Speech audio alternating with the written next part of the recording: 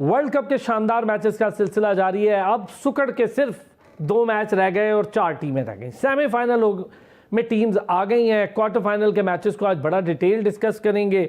मुझे जब मैच हुआ था स्पेन का और पुर्तगाल का प्री क्वार्टर फाइनल के लिए, तो मैंने उसी वक्त कहा था बड़ा टिला मैच हुआ है, मुझे बिल्कुल मज़ा नहीं आया था उस मैच का। दोनों ऐसे खेल रहे थे कि भाई तुम बुरा खेल लो, तुम बुरा खेल लो। बट जब क्वार्टर फाइनल का मैच हुआ, स्पेन बहुत अच्छा खेली। हालांकि बेल्जियम ने उनको बिल्कुल हिलने नहीं दे रहे थे, दोनों अटैकिंग में थे। बट मैं क्रेडिट दूंगा स्पेन को कि यमाल समेत, बहुत यंग बच्चा है, यंग फुटबॉलर है, लेकिन इतनी अटैकिंग फुटबॉल खेलना ये बहुत कमाल था। और लग रहा था कि बस आज स्पेन जीतेगी। उसकी रीज़न ये थी, कुछ टीमें होती हैं जिन्हें एक्सपीरियंस होता है इन राउंड्स में खेलने का। तो 3 दफ़ा का थर्ड टाइम, 2 दफ़ा पहले बेल्जियम खेली थी, ये तीसरी दफ़ा का उनका एक्सपीरियंस था। राउंड ऑफ 8 का ये 7वां एक्सपीरियंस था स्पेन का। तो जो एक्सपीरियंस होता है वो बहुत मैटर करता है। सेम ऐसे ही जैसे अर्जेंटीन ने कुछ टीम्स को अपने एक्सपीरियंस पर हराया है।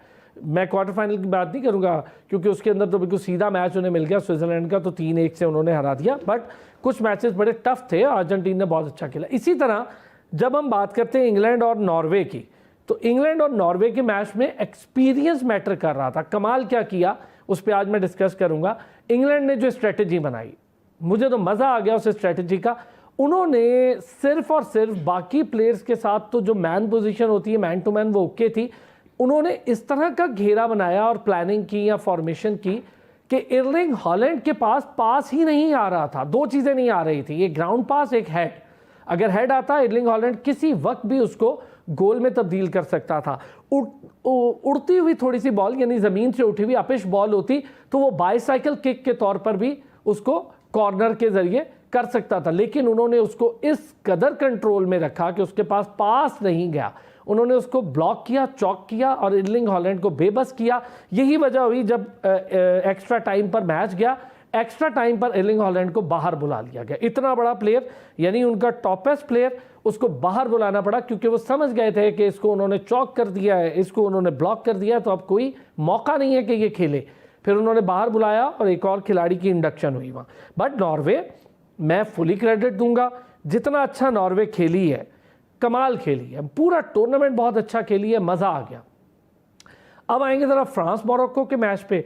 मुझे मोरक्को से बड़ी उम्मीदें थी कि मोरक्को कुछ ऐसा करेगी कि मज़ा आ जाएगा, हमें देखकर दिल खुश हो जाएगा। और फ्रांस को आसान हदफ नहीं बनेगी वो तरने वाला। लेकिन फ्रांस ने वही बात, अपना एक्सपीरियंस, इस राउंड में ज़्यादा खेलने का एक्सपीरियंस और एक बड़ी टीम होने का एक्सपीरियंस और वर्ल्ड चैम्पियन रहने का एक्सपीरियंस, और ये सारे एक्सपीरियंसेस मिलाकर फ्रांस ने अपनी कंपोजर का जो इस्तेमाल किया और शो किया उस कंपोजर को, उससे वो मैच बआसानी जीते। मैं इसमें बिल्कुल नहीं कहूँगा कि मोरक्को ने उन्हें तंग कर दिया या बड़ा कोई तबाही मच गई, कुछ नहीं हुआ। हाँ, सबसे आसान और तरने वाला मैच मिला अर्जेंटीन को।